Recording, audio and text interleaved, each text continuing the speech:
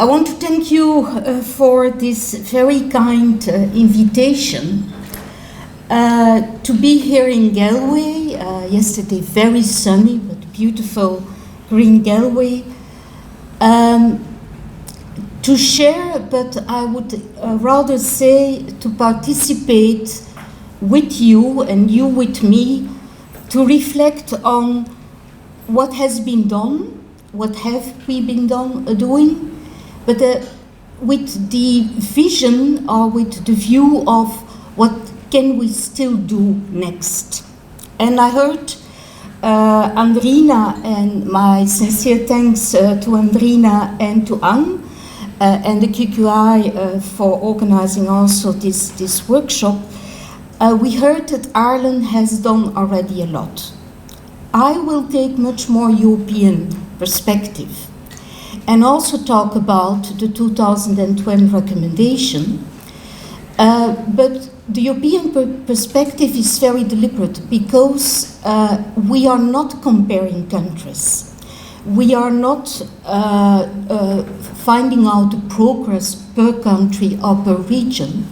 We look to the overall view, what happens in Europe, and we are stimulating and enhancing the peer learning between the regions, and that has all to do with subsidiarity.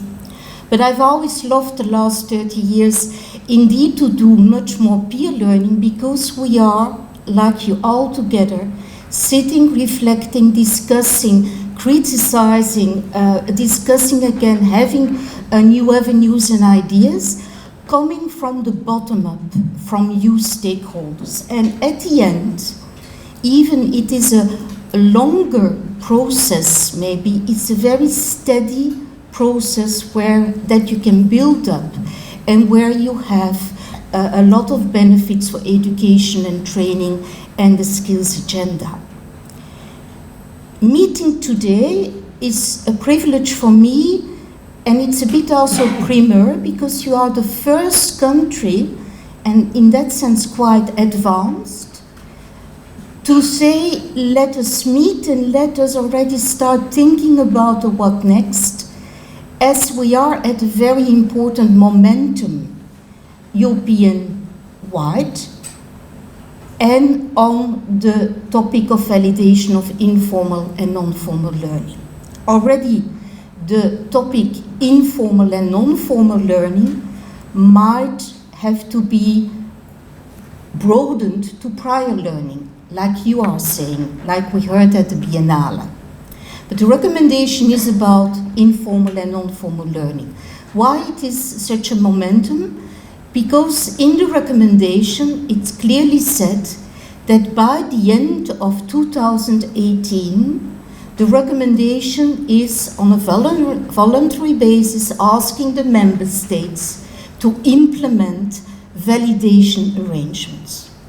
It doesn't mean to change their legislation or policy, but to implement working arrangements towards more validation. And that has happened. I will show you that. The end of 2018 saw the member states on its highest level in the AQF AG, so the European Qualification Framework Advisory Group, is listening and reflecting and commenting on the one-off reports that member states are presenting. And only a few have already presented, and this continues. But the momentum is also there. We go to a new commission. The end of 2018, what will we do with the recommendation? What will be the next program? Is it not the moment that we may take another step, a step forward, and that we build on the early days and all your experiences of all the stakeholders to say, look, it's time to structure the domain, it's time to do more, it's time to, and that I want to discuss with you. I will go quite quickly through a few transparencies and to show you where we are at the moment. But you all know that all learning matters. And this is one of the important messages. For me, validation of informal and non-formal learning, or validation of prior learning, is for me a real lifelong learning issue. That is what lifelong learning is about. And it's one of those dossiers, and I would say it's a positive dossier due to that. But it's not about the institutions, it's about the individual, the learner. And that's also where the problems are.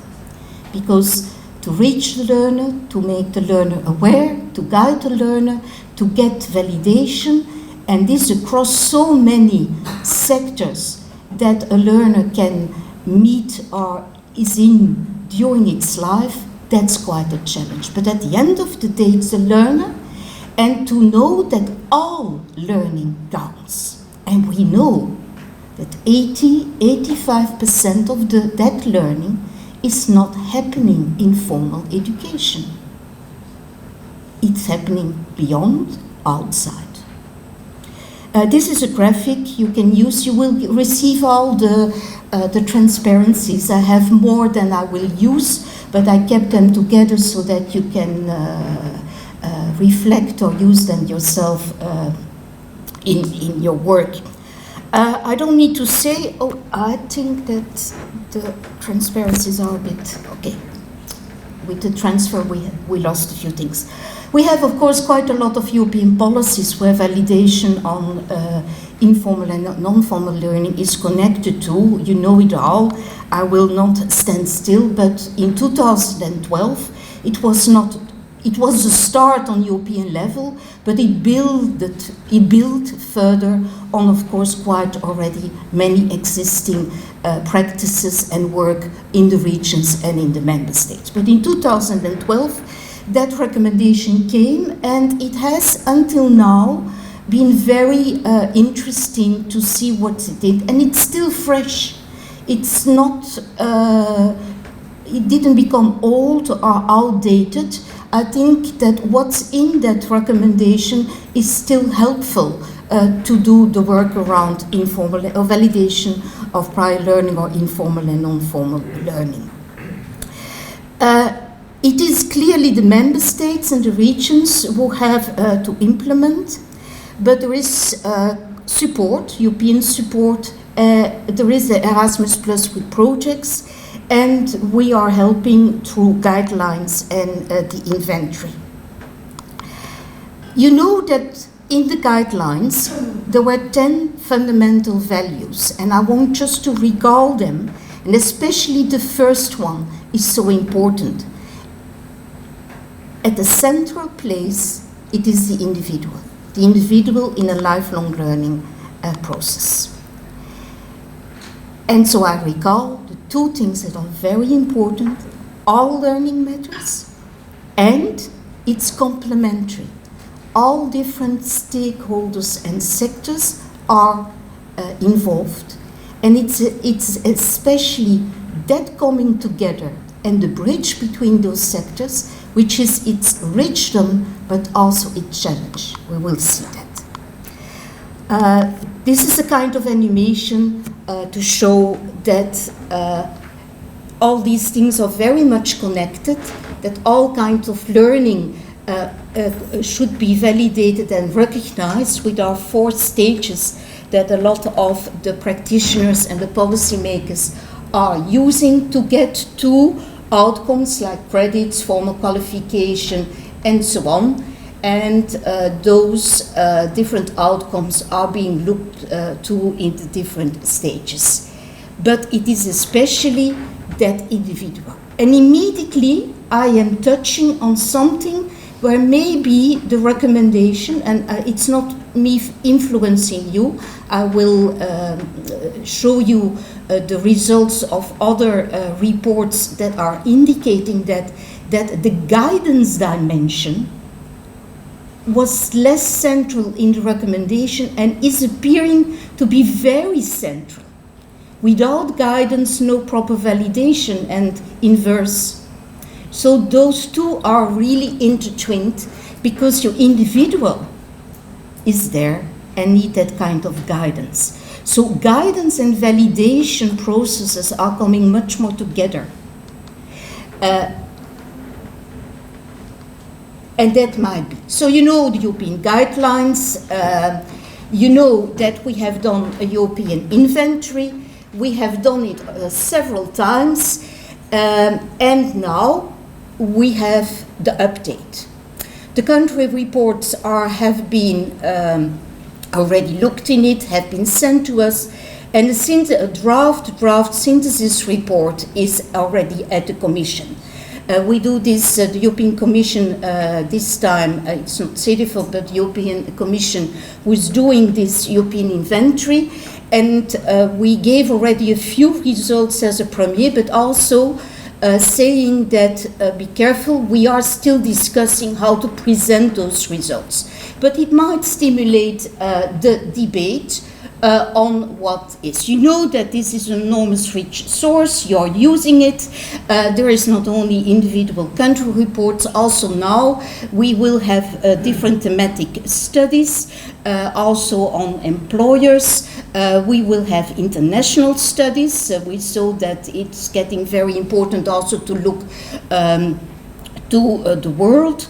We will try to gather a compendium of projects, Erasmus, ESF, because there is a huge richdom of projects and we never have already compiled those together. And so you can find them. But let's have a first glimpse on the new results and what come out. And I want to trigger like that, particularly the discussion and the questions and the look forward.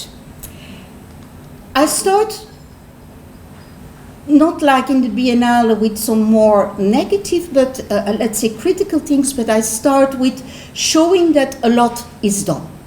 We see that, you know, by 2018, so we can measure how many countries have implemented validation arrangements. And when you see 35, it means all the countries that have been studied. It are the 28 EU countries plus some ETF countries and the EEA. So in total 35 countries have been looked into. The blue ones there are the 2016, and you know that status. And you see that where we have as an update that on the labor market, some 4 more countries have done quite a lot more for the employment sector, and 1 country did a bit more on the 3rd sector. So the gap between the work done in the educational sector and the labor market is becoming a bit smaller. Still is something to work upon, and we need to have looked. And that bridge is showing especially that the bridge with the education sector of the labor market and the 3rd sector is still of a concern. But I am not saying something new. This is already for quite a while the case, and we work on it, but maybe not in the right direction. Let's think about it. So you see here the 2018, so the validation strategies that are in place, and you see from 2010 to 2018 that we have made considerable progress in the countries, and that we really have in 25 countries really working arrangements in place, and you are amongst those, and that in 11 of the countries things are in development, but quite some steps still have to take place. So we are not yet there where we thought in 2012 that maybe by 2018 most of the countries. There is still a bit of work, but in development sometimes mean just the last step to take. Like in Flanders, they are now in legislation. They had to go into legislation in order to make some changes in the validation process. As you have seen in education, things are going quite well. There, a lot of the implementation has taken place, and you see here the difference between 2016 and 2019, that even in all the sectors it has increased a little bit. So for education sector, we see things progressing and things have done. What we have then tried, and I'm very happy that Andrina went to the 2012 recommendation, we looked to the most important guidelines, the principles.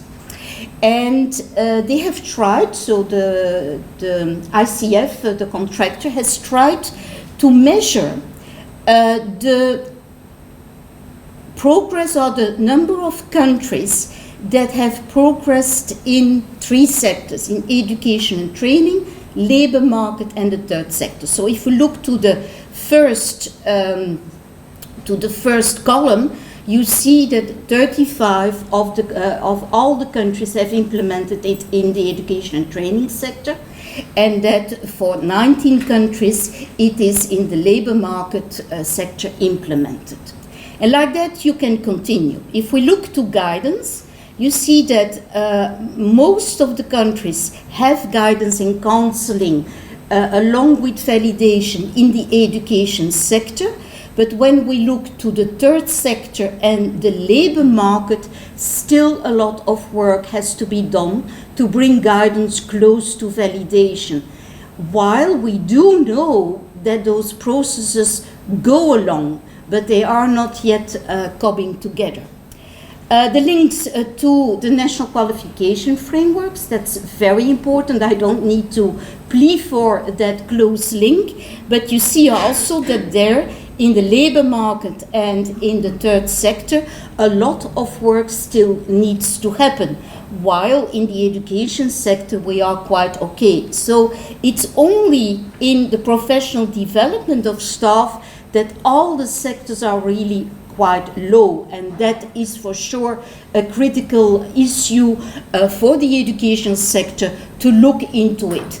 And disadvantaged groups, why don't we have the three colors? Because it was not measured for the sector based only for education and training along the various years. So methodologically it could not be shown. But you see there is also some work to be done on disadvantaged groups. So the guidelines have been looked, and they try to measure how far they are in the implementation European-wide. So for Ireland, you can do the exercise and say, okay, for guidance and counseling, maybe for the third sector, we have many more implementation work done or less. So you can try to find yourself where you are and fall back on the individual country reports.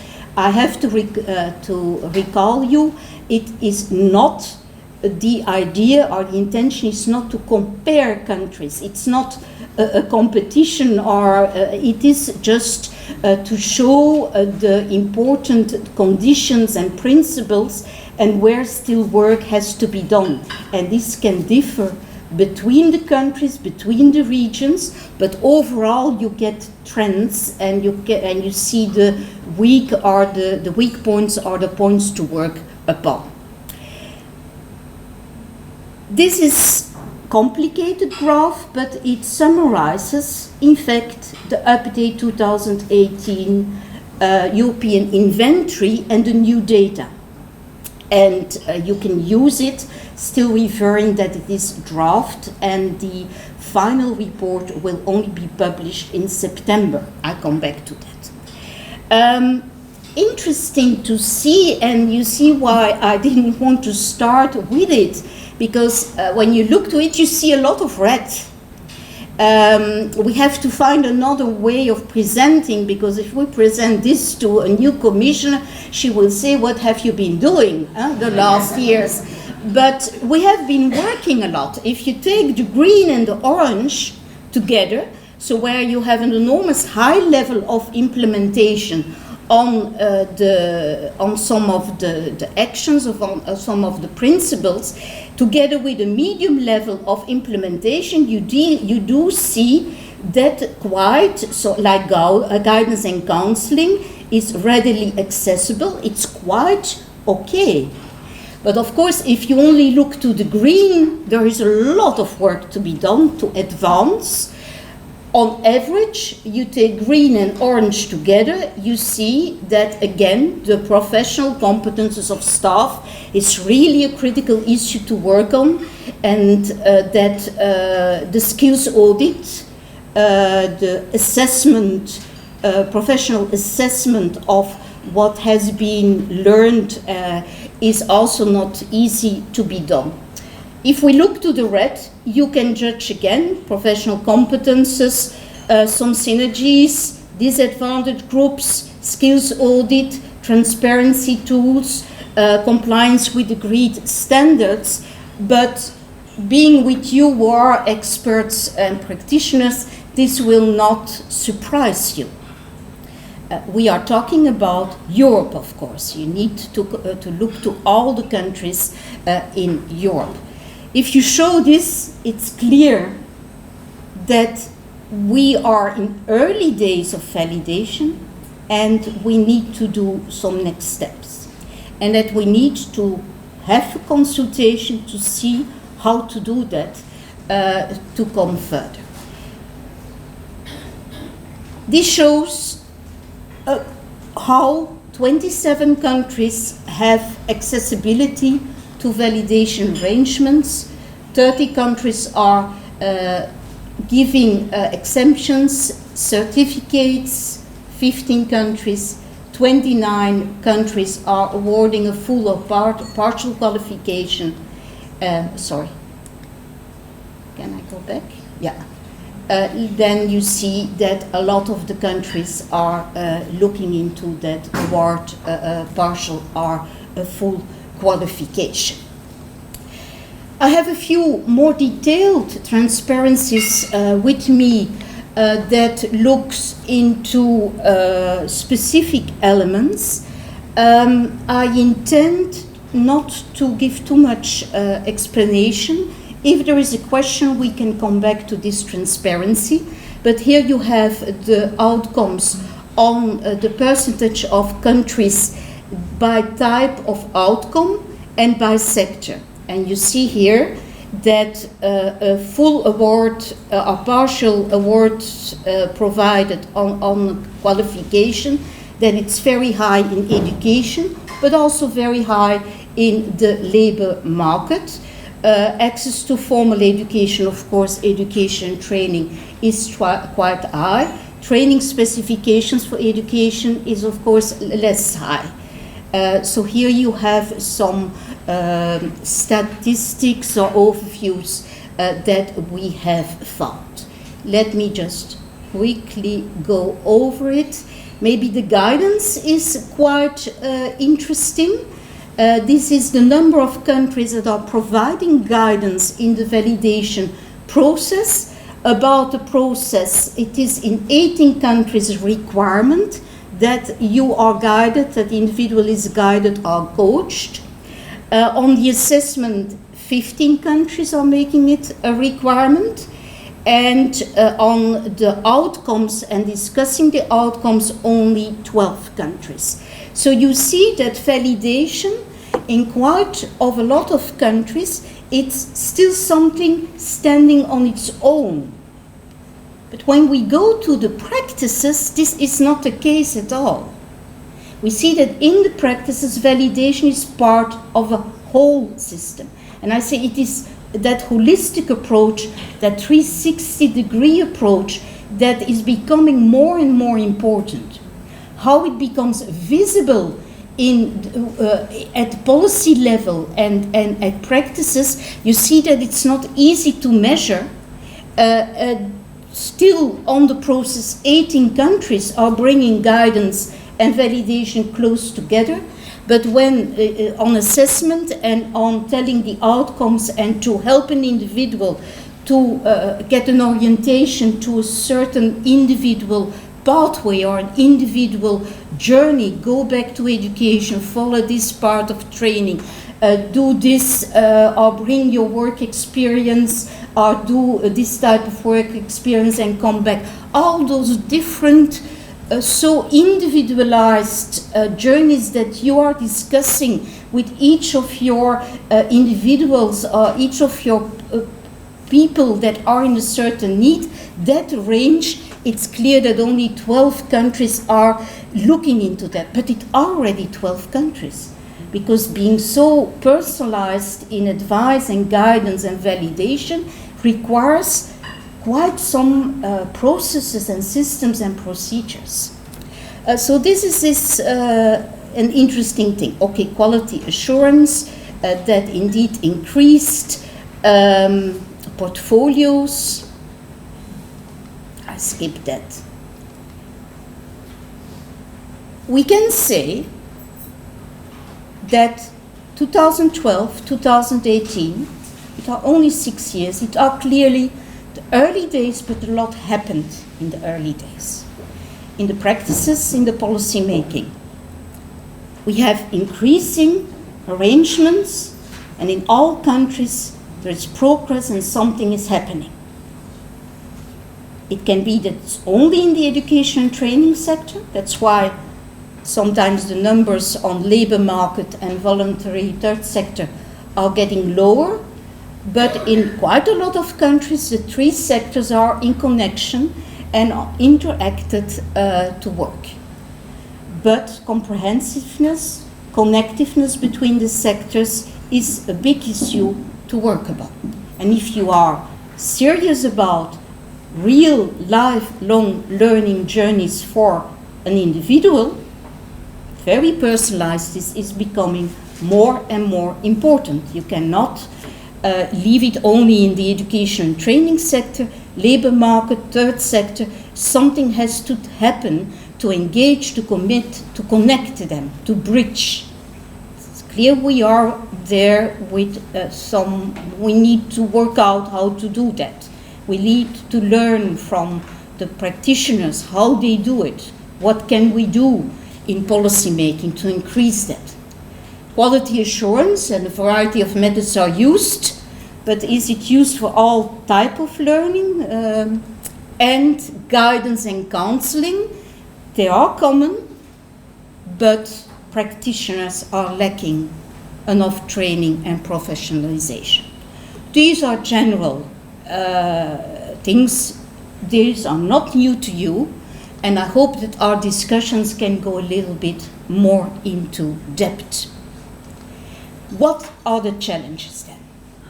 As I said, early days, and speaking here personally, seeing this dossier and being project officer in this dossier for these years, I see that there are the early days of structuring, but the domain needs to structure itself more and more. And it's the reason why the professionalization is less ready yet, because that is for sure something that happens when your domain, your area where you work in, is getting stable in structuring. Where is the community? I mean, you're all very present and active, but here in Ireland, you could say there is an RPL practitioner community and network setup, but this is quite unique. That's not the case in a lot of other countries. Do we have a community building European-wide? Can we do something about that in order that the peer learning, the principles, the standards can be discussed? And in each of the regions and each of the countries, let's build up more that community. And it's about dissemination, it's about projects, it's about many things if you see about community building. So we are at a very interesting moment politically, because a new commission is coming, which makes us also very not knowing who will be responsible for the dossier, and if there is an interest. We are hoping that there is an interest. We have a recommendation that has not an end date, but a date of 2018 of implementation, and a request to the Commission to look into an evaluation. And so we are now starting to see how this recommendation has been taken up and to get some ideas, but these are the ideas coming from you, the stakeholders, what to do next.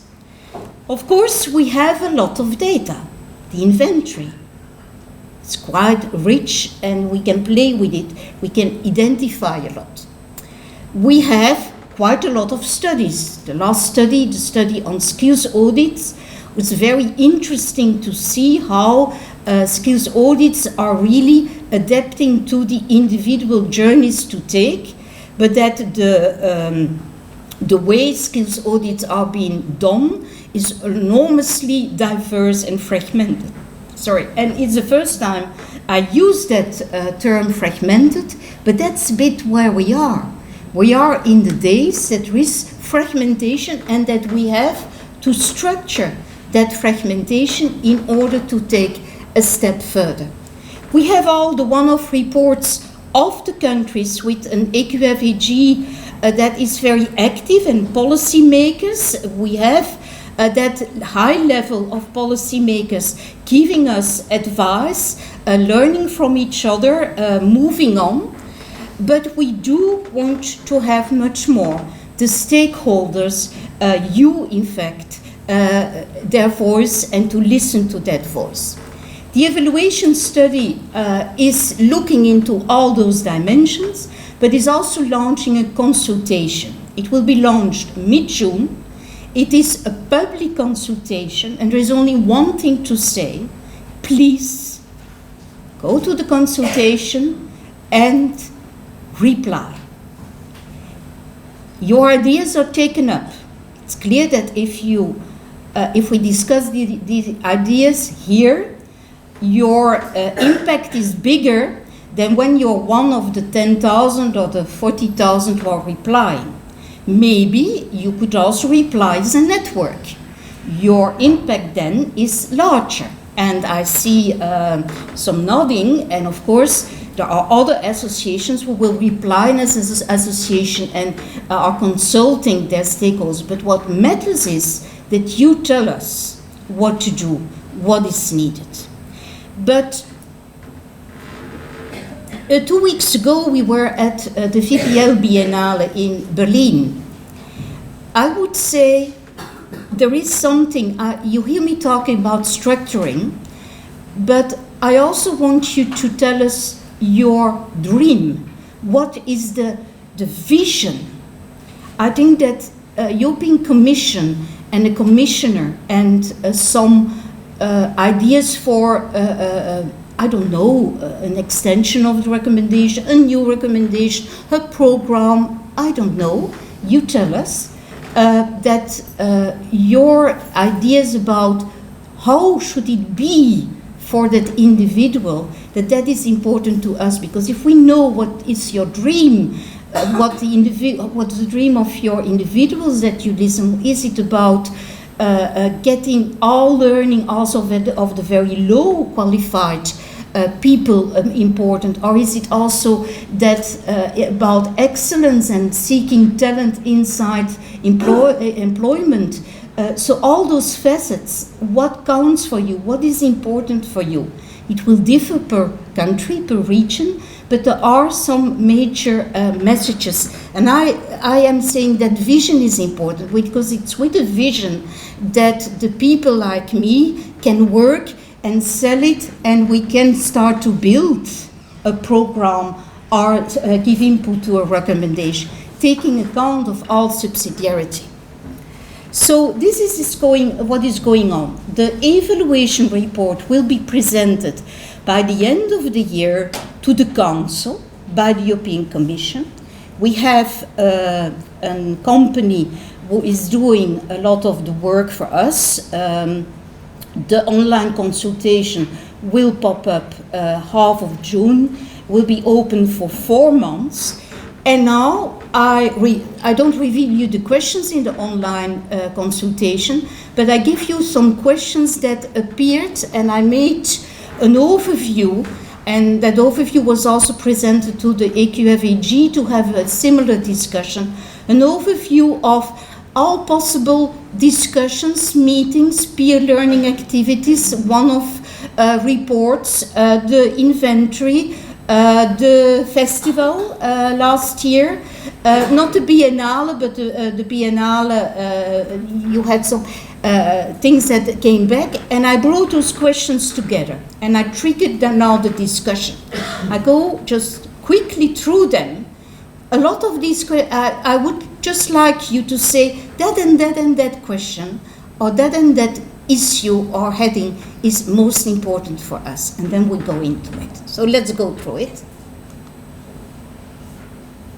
First, what comes in all of the documents is that the objective is making visible and valuing, and especially that second thing is not easy to do.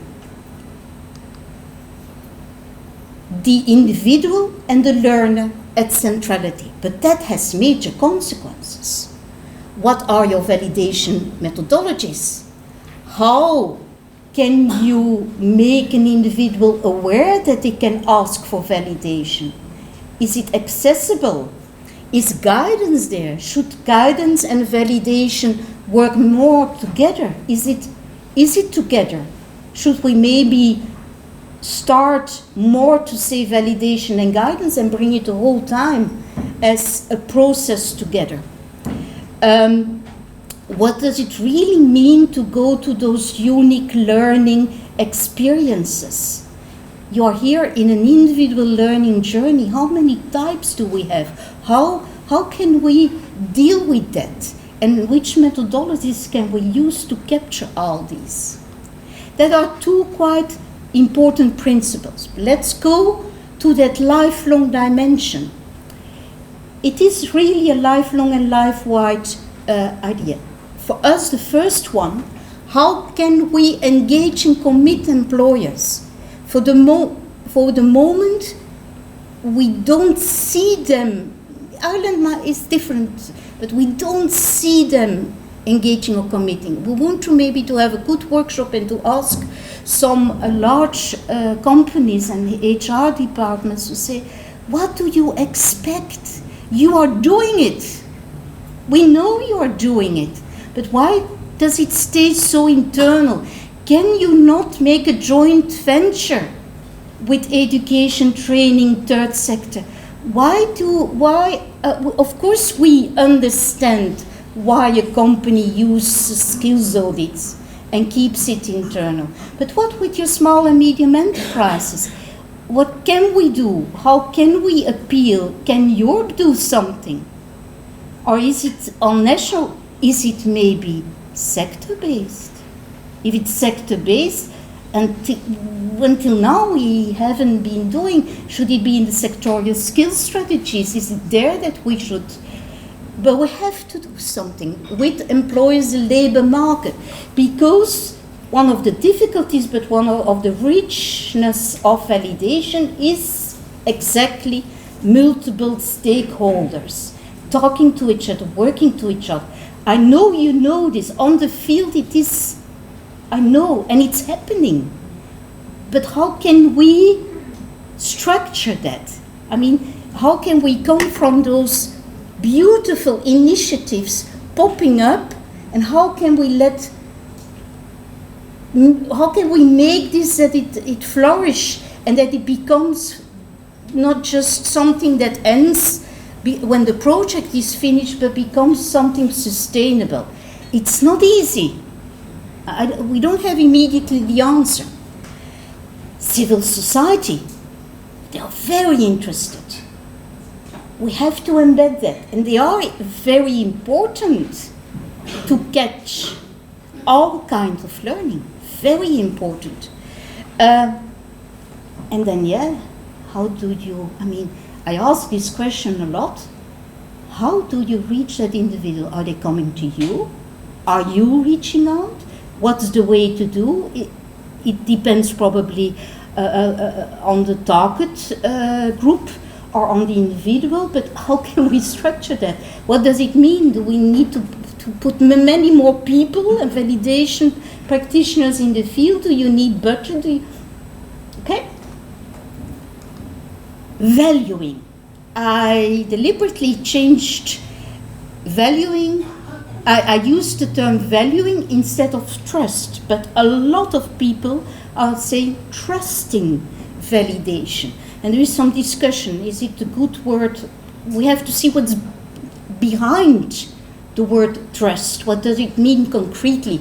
But it's about valuing validation. It must be equal. In France, if you reach a qualification, a full qualification, or partial qualification through validation, nobody can identify how you got it, through validation or through studying. This is not the case in many other countries. Is that the way to go, or should no? The design of validation arrangements, we see that the notion, the concept, but it's not a concept, it's something real, of learning outcomes is very central. It's also individual. How can we bring that more? Non-formal learning and NQFs, work to be done. Professionalization, I talked a lot about it, but that community, can we enhance, can we structure more conferences, more meetings, more networks, bringing projects together, listening, I don't know, maybe there we can help. And then financing and tools. I have to say, we have had one peer learning activity on funding and costs of validation. Enormously interesting. But what is the outcome? It is very, very, very difficult to measure the cost of a validation, individual validation process, and to compare it, what it costs to do education. Is it a valid question to do research upon? Do we not need more monitoring tools? How can we show to the policymakers that validation is important if we even cannot show how many people have done it? We don't have that data, European-wide.